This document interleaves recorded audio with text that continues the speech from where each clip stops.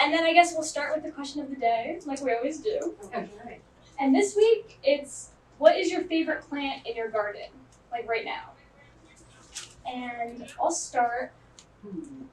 My friend got me these, like, they're pink. They're kind of like hydrangeas, like they're like kind of in like a bowl. Cleome. Yes. That's what I have. That's what you were gonna say? That's my favorite right now. What are they? Cleome. Oh, right, just yes, get yes. something like- Mhm. Yes. So close spider. You know what it is? No, I don't. I don't either. What's it look It's a like? bit, it's a wispy, She's gonna call up. I can't remember. Your, it has, it almost Yeah, looks like show us what it pot, looks the like. leaves. How do you spell When it it? first comes out, it's like this, Cleome. Oh, wow. And then it has like a wispy flower, like a wispy flower. Yeah. Then it has pods that's it. Oh, Yes. okay. There's, All right, there they are, Alice. and the Oh, wow. pods, you could get a lot of seeds from them. Yeah, It's- Wow. that's a perfect image right there. Yeah, I see a lot of those. Yeah. Somebody has some in Brewster Oh, really? at a restaurant. Do where they you go grow really eat, they're all sticking up. Yes, they do. You Yeah. can, if you put them singly by themselves, they go grow Sun really or tall. shade? Full, Rock? full Yeah, sun. mine's in the sun. Rocks or It's soil? Still, mine is small still. I don't know. Yeah, I have a ton of rocks. Okay. Some people put We have them this much close. soil on top of a lot of rocks. Anyway, they were good. Sorry to take. No, it's good. I'm glad I couldn't remember the name. I was like, oh no. When you said it, I knew. Okay. Because I just gave it to my aunt. I gave her two of them. So. What about you? What's your favorite plant? Oh boy, so many. Well, my favorite plant, because I was noshing on it over the last couple of weeks, is the mulberry tree. Oh, Nice. And there's one at IHS, Really? and it was in heavy fruit about 2 weeks ago. Don't they look like blackberries? yes. A little Like the bit, mulberry yes, they tree with do. the blackberries? Yeah. If you Really? go down to Harry Park in Milford, they got one you can eat. Yes. They don't chase you out. The branches are so low you can eat them. Oh, nice. Mhm. Easy Yeah. access. They grow it. Yep. So Sorry. that would be my vote. Oh, good. What about you? What's your favorite plant? One of the big raises that we do during the spring, we use them inside house. The big one, made of garage, it was wrapped around bicycle. Oh, the peonies. The peonies, yeah. I like that. Mm-hmm. Peonies too. Yeah, really lovely. What about you? I have these iridescent purple morning glories. I know it's a simple Wow. flower, but they're really iridescent and they're Wow. just really pretty. So, Oh, beautiful. but my deer keeps eating them. Oh no. So we're not doing too so well this year. Right. That's about that counts, right? Yep. You tried. Right. It's a little thorn, so it's okay. Aw. I would have to agree with Barbara. I love my peonies. They are gorgeous. Of course, they only last a year or two. Yeah. So now I'm getting excited to see the dahlias. Yeah. So, and what I like about those is and I didn't realize it till last year, figured this all out, if you cut them, they grow back. Mm-hmm. How novel, that's a great idea, right? Yeah. So, unlike the peonies, you cut them, that's it. Right. But these, they keep coming back. Yeah, it And I'm like does. so excited about that. Yeah. Yay. Perfect. What about you, Alex? Okay, I have a perennial garden, perennial. So I put yellow and lilies with the red phlox. I have red phlox, I never had them before. And down below there is another bunch of red phlox. And I have loads of hummingbirds that love it. Yay. Feel better not sitting. Well, mine are two. I like the strawberry patch and the mini rose bush. Oh, nice. Classics. Um, Do you have a second thought? well, yeah, the one that comes up early is the lupin. Oh, yeah. So beautiful. Yeah. Oh, we had so many, and it was Struggling like, with those. we thought they were too small, but then they grew and they That's really great. blossomed this year. Wow. Wow, we are struggling with those. We try them from seeds, we try to force it really? inside. We get them, we put them all over our yard, and, Yeah. areas. Yeah, they It just. can be hard to establish. Yeah, Yeah. but once they Yeah, establish. and I know the soil there is kind of dry, but then I guess they like it in the spring. Yeah. You know, I think- where, Right, because early it's, bloom. yeah, it's They're shady native of sometimes. Maine, so my sister lives in Yes. Maine, so we're thinking, Yes. oh, maybe they need it cooler, Mhm. you know, cooler climate. So, In you the know, spring. every year we keep trying and fail. Yeah, but they are gorgeous. I have to agree, those are pretty. And last but not, not last but not least, second to last. My favorite plant in the garden is a peony. And they've finished blooming now, but they're still a beautiful plant. But my raspberries are coming, and I'm looking forward to the raspberries. Yeah. Nice. Raspberries are awesome. I don't have a garden. But you can use mine. Okay, I don't know what's in your garden. It's okay. We have apple trees. Those are kind of fun. They are. Those are beautiful flowers too. Yes. Mhm. And the apple wood, actually, at some very remote, distant future point, should the tree have to come down, makes for beautiful carpentry. Really, really stunning apple wood. Wow. So, yeah, That's good to know. yeah. Get ready, guys. When my apple trees come down, There it's gonna be great. I'll try my hand at carpentry. you go. Okay, well, I'll turn it over to Mr. Buhl. Okay. So, thank you, Anna. So I kind of thought that what I would present were sort of tried and true secrets, right, from the vault of an organic gardener and also sometimes organic farmer, having grown for market for a couple occasions. And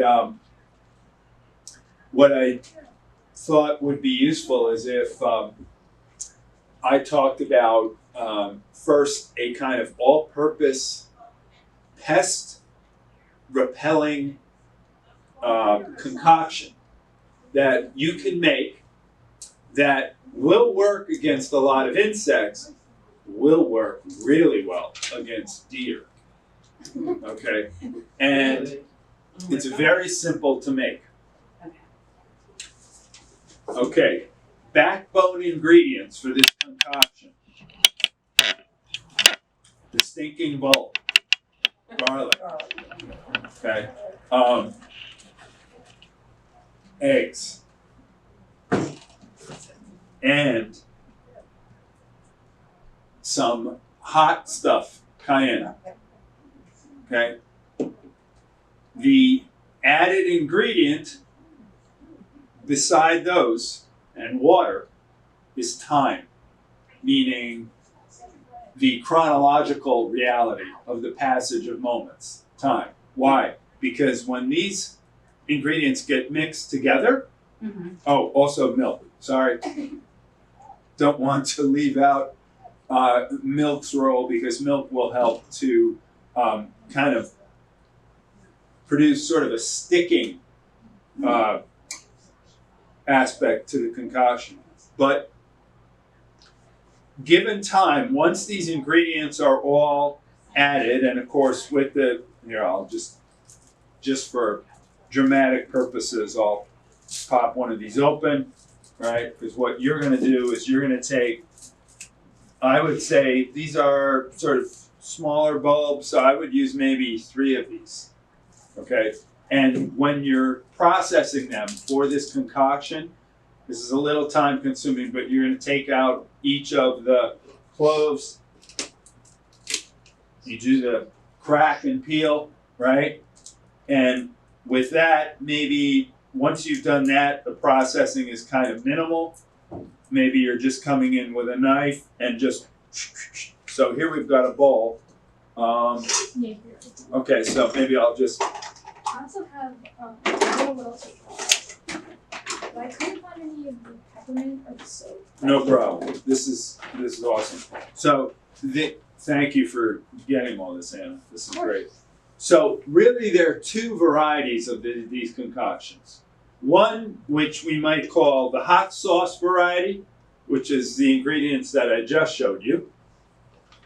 The other would be if we kind of remove the hot material and instead substituted in more of an aromatic material. So in this case, thyme branches.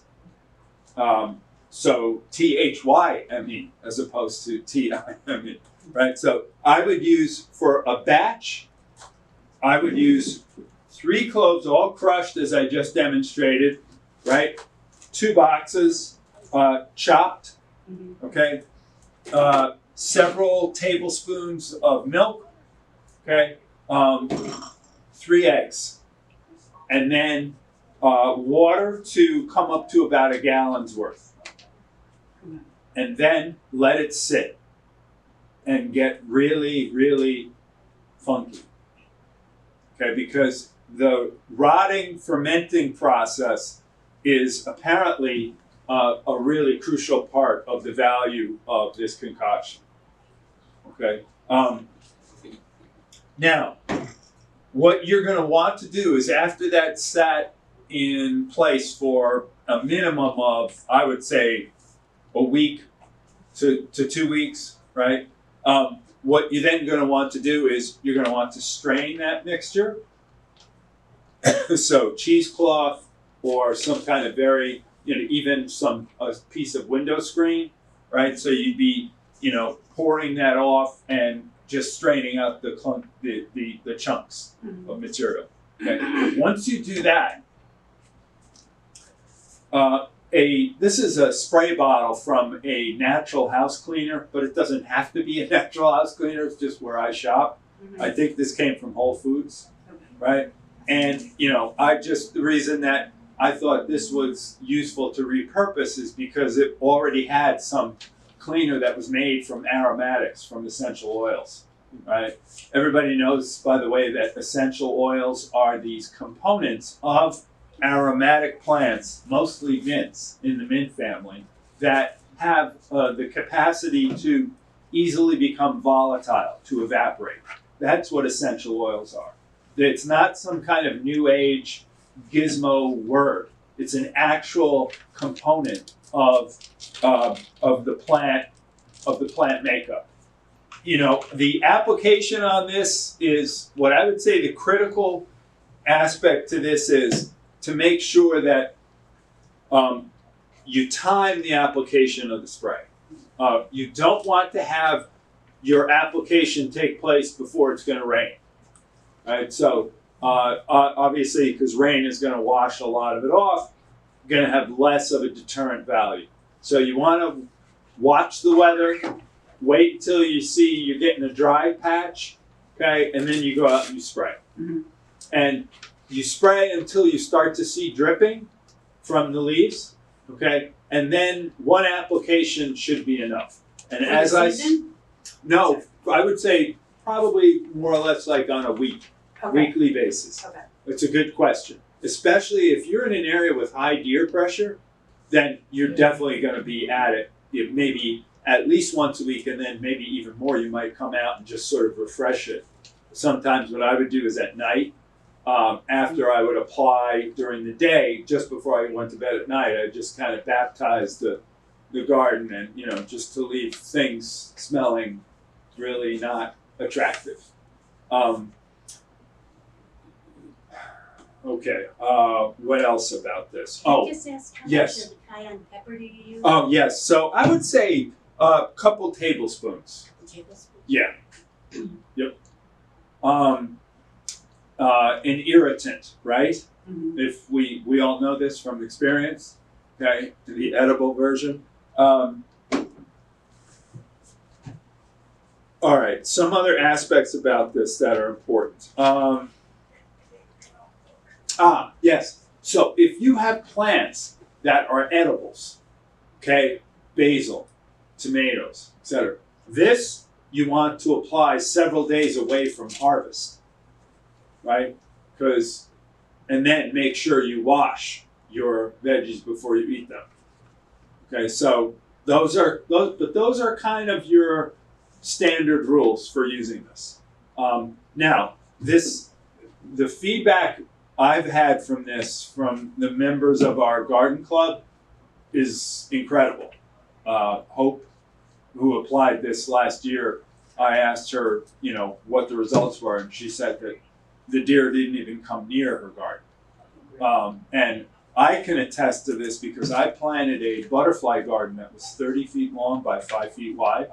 And it had everything. It had the milkweed, it had the Joe Pye weed, it had the echinacea. And I mean, the deer literally were all over the front yard, but would not go near this pollinator garden. Oh, thank you. Okay, so, and while I'm at it, let me add one more added strategy that you can do if you have really heavy deer pressure and you want to be maybe even extra sure that you get natural deterrence from deer. In addition to this, a little known secret is to run out some monofilament, the fishing line, right? It's, you know, that stuff that is really invisible, right, to the naked eye. And if you just put up some poles from which you can run the monofilament around the outside of the garden, you know it's there, which is the important thing. So you won't be walking into it. The deer don't know it's there. And when they walk into it, it freaks them out because they can't see it, right? So they have this kind of alarm reaction. They're walking along and then they hit something that they're sensing and it becomes, you know, a kind of alarm reaction that deters them from the garden, right? About 4 feet.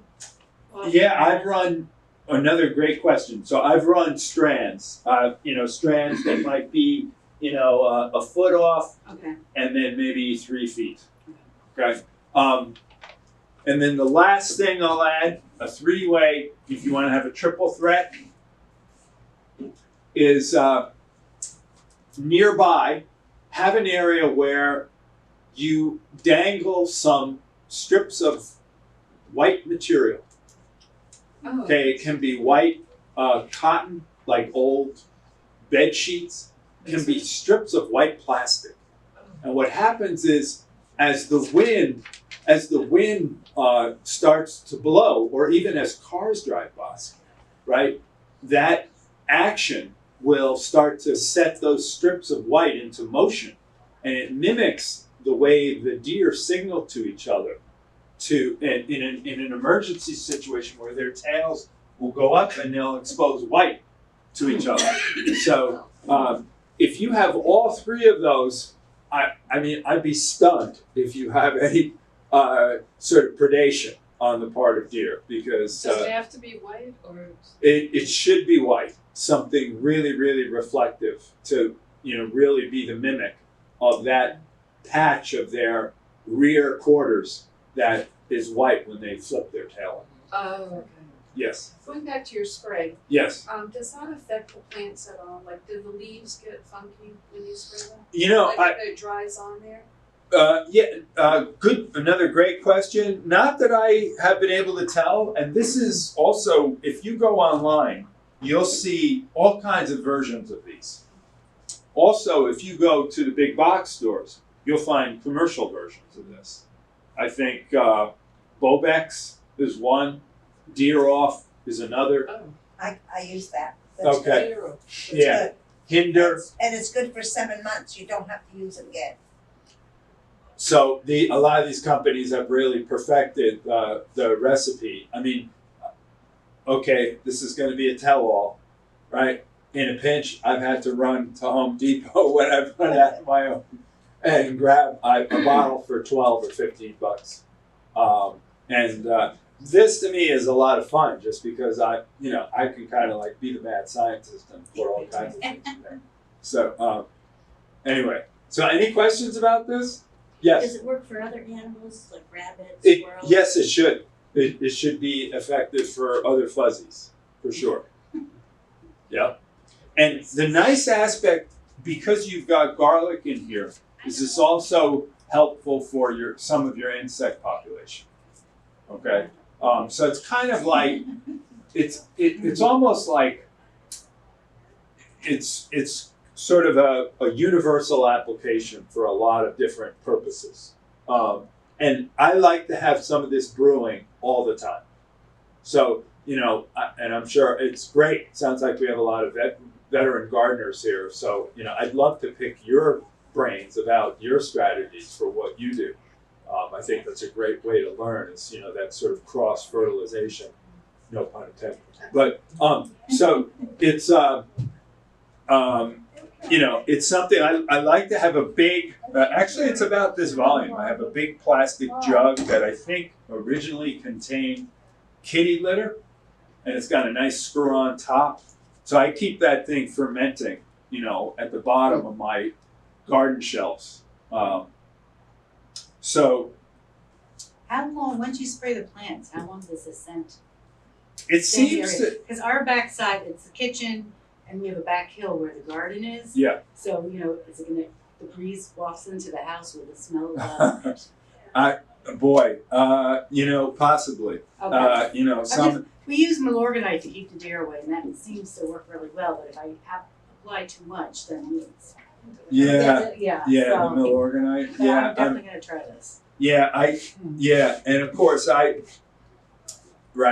a little bit hesitant about the Milorganite because of its origins too. Right, So, right. That's why this is sounds great. I would vote for this. This But yeah, this can get odoriferous. Okay. And I once had a neighbor very politely exclaim on how potent was the aroma. Okay. And he said, "I can tell when you've treated your garden." Wow.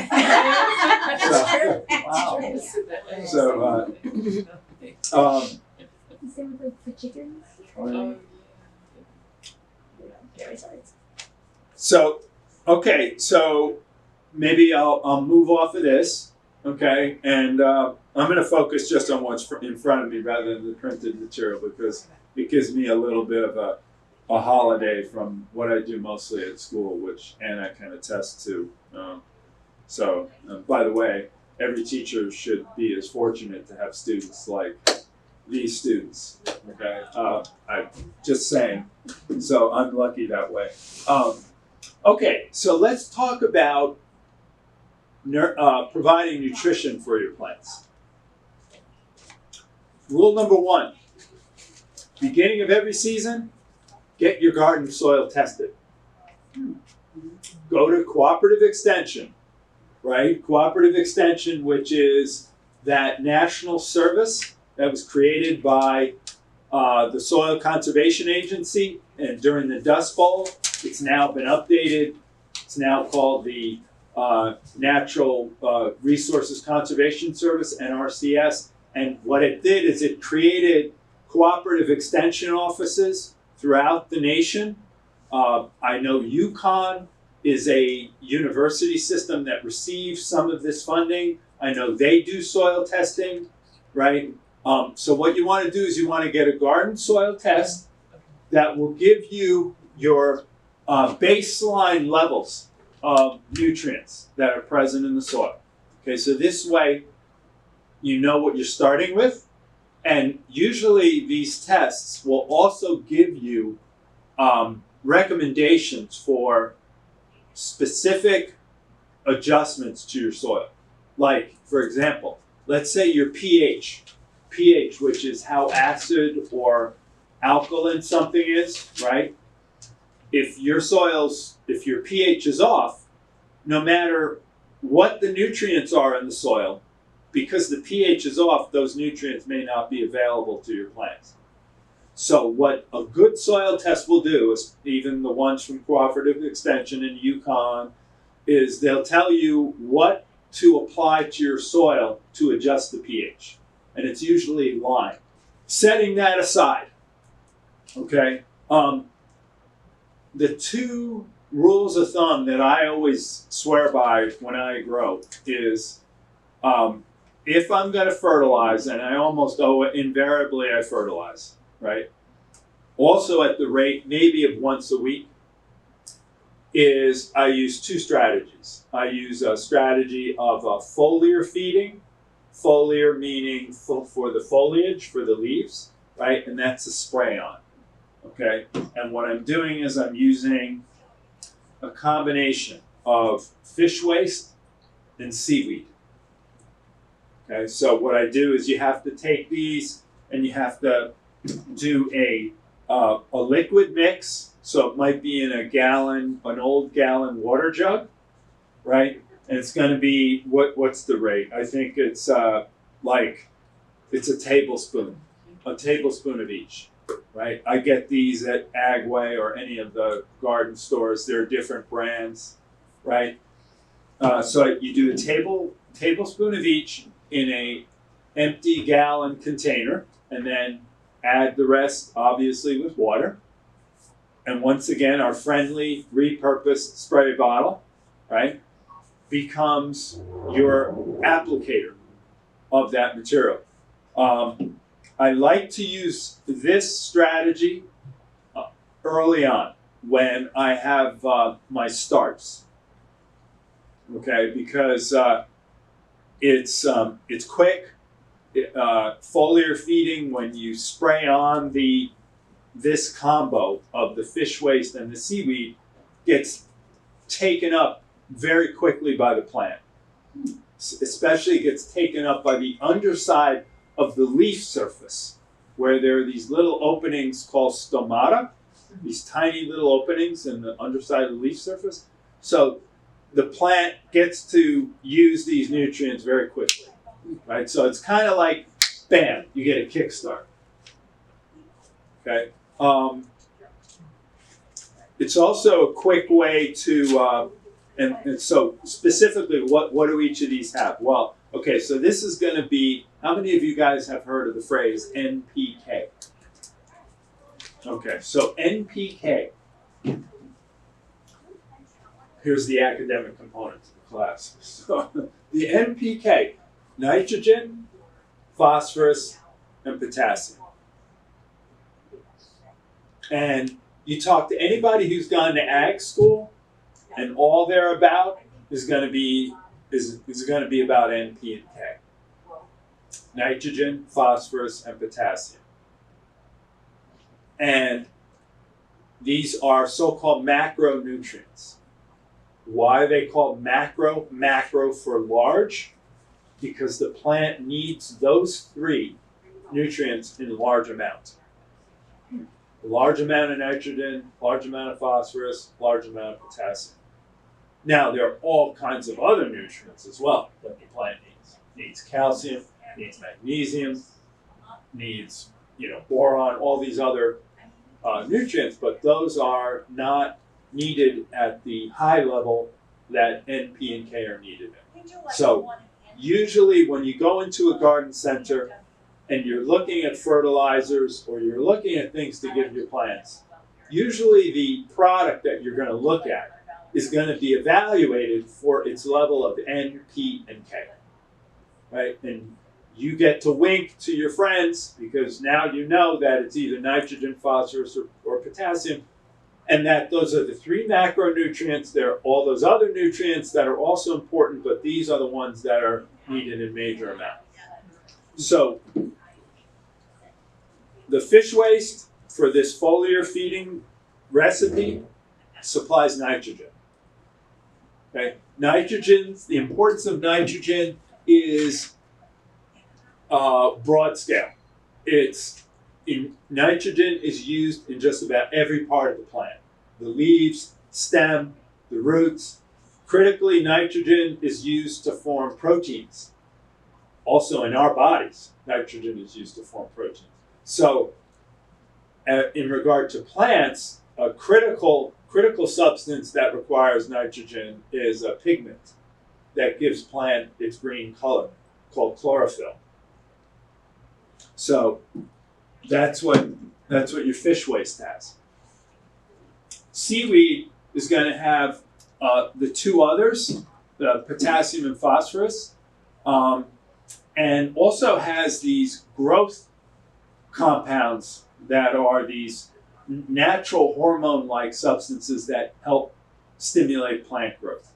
Okay, so the beauty of this too, all organic, right? Completely, also historically, very relied upon, not necessarily the liquid form of seaweed or the liquid form of fish waste, but of course, we know the story of the first contact between the Europeans and the Native Americans in Massachusetts who were taught to grow corn with fish, right?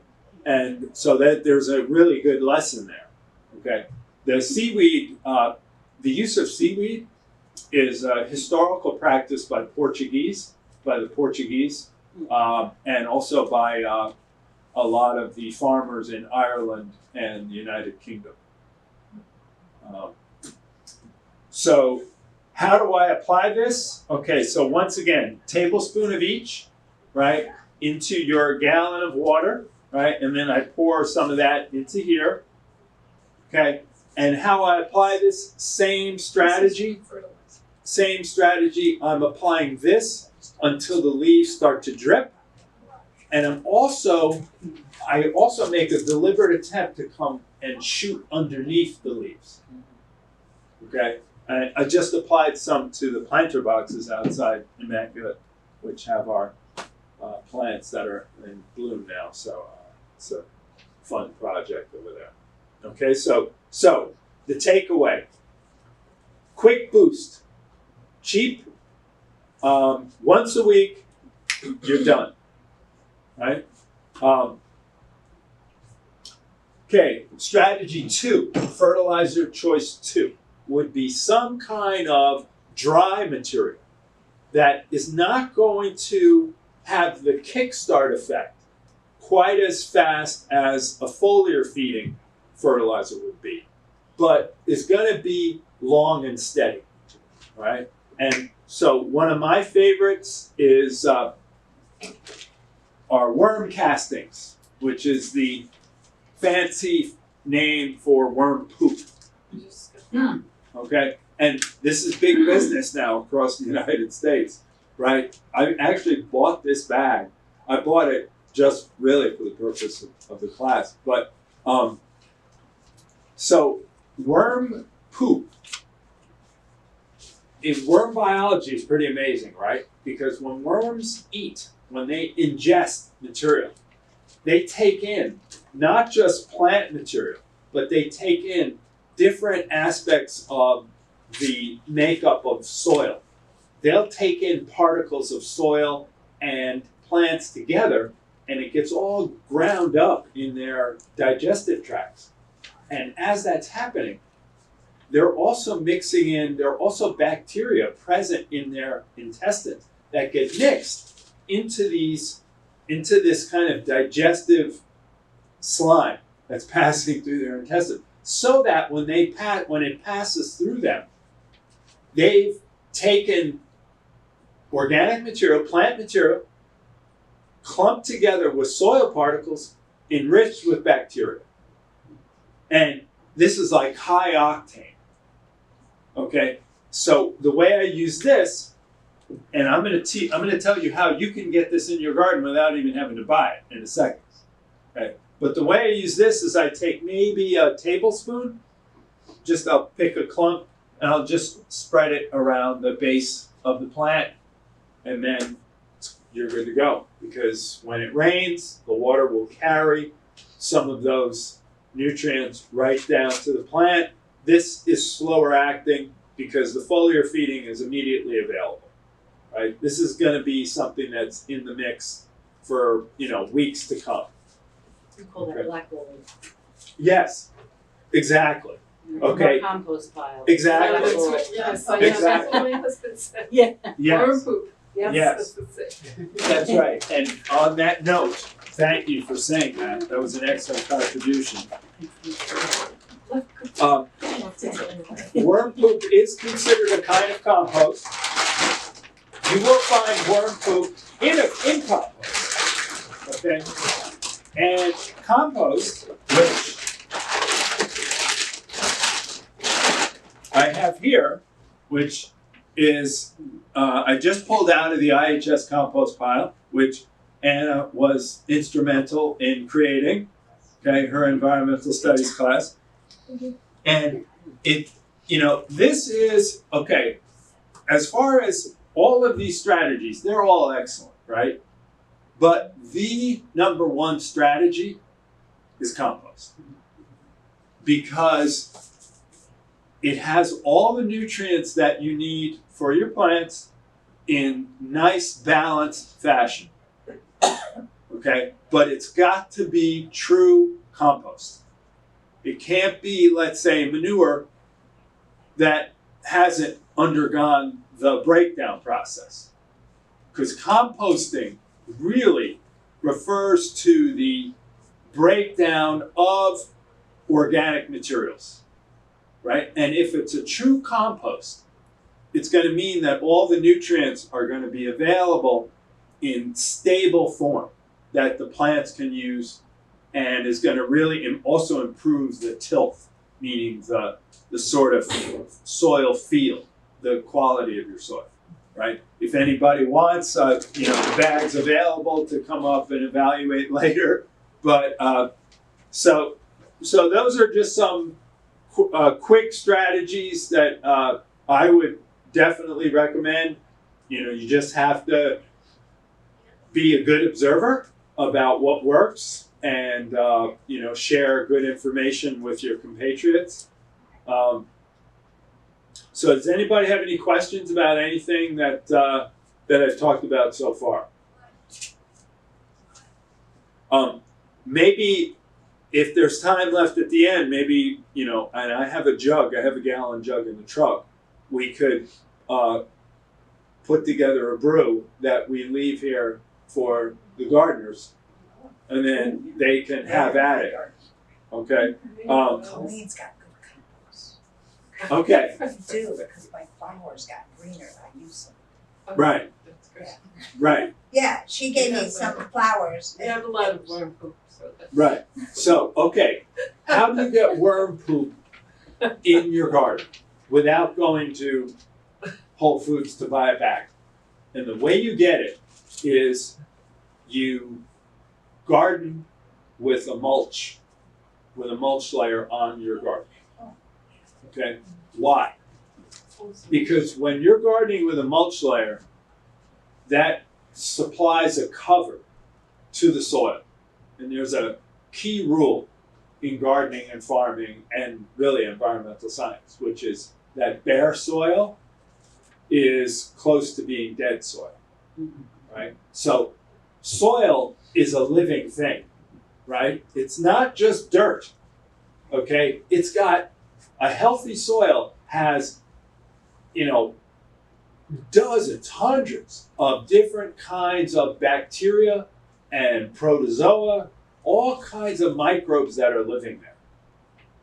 And so if you keep a mulch cover on your soil, you're going to essentially give those critters, those microscopic critters, you're going to give them a home and food. So food and shelter is what you give when you apply a mulch and you keep a mulch on soil. And the non-microscopic critter that we talked about, the worm's going to love a permanent mulch cover. Okay, and the worms will actually, with a heavy mulch cover, worms will actually come in to the bed and make it their home. And since they're there, and you've now attracted them into your garden, they're going to do what worms do, which is they're going to come, tunnel up, tunnel down, and as they do that, they're going to be dragging, they're going to be taking plant material into their intestines. They're going to take some of the soil particles into their intestines. So they're going to be doing their thing. They're going to be creating worm poop. And sooner, before you know it, you're going to lift up that mulch and you're going to see this very, very fine, crumbly material, right? And that's your own worm poop that you've produced because you've created that garden with a permanent mulch cover. Now, I realize time may be a little bit of a thief here. We're up, as we say, we're up against the tyranny of the clock maybe, but I do have material that I brought with me in case anybody would like to watch a quick demonstration of a sheet mulch. Do we have time for that, or is it? Whatever you ladies want. We could do the pest concoction, or we can go outside. We could do both. Whatever you would I'm enjoy not in a more. rush. No, Not a rush? Oh, cool. Yeah, I'm We've got time. Yeah, Okay. we have time. Okay, Last okay. week we were here. So good. Okay, so what I Yeah. did was I'm really happy that that's the case because I really believe in I hands-on just have a learning. suggestion though, because the room is used at 1 Okay. for the pool table. Okay. You might wanna do the inside stuff first, and then And then go go outside. Thank you. Okay. That is a fantastic Okay. suggestion. Alrighty. So I'll tell you what. We have all the ingredients here. If you guys want to whip up some of the wicked brew just by crunching garlic and cracking some eggs and adding some milk, I mean, we have a. This is beautiful. Wow. I need one of these at home. We have like the mason jars too if we want to like Okay. split it up. Good. You We can have like a mason more jars, so concentrated, yep. and then you can go home and add it to like a gallon. There you go. I don't know. Okay. That's Awesome. that sounds like a very good idea. Times the recipe, times the amount of people here. I You know what I think so. mean? And then just put it in the big bowl and then divide it into those things. Is that what you're planning? Okay. That's Oh, okay, okay. Thank you. Okay. Well, because I wasn't sure if we just needed like one recipe and then you added the water and it was okay, or if you needed to do. Oh. Sure. So whatever works. I mean, you guys are. I'm gonna leave you to your own devices on that. Okay. And then I'll remove some of these other props. Crushed garlic. That's good garlic because Do it's you got want a really nice cutting odor. board?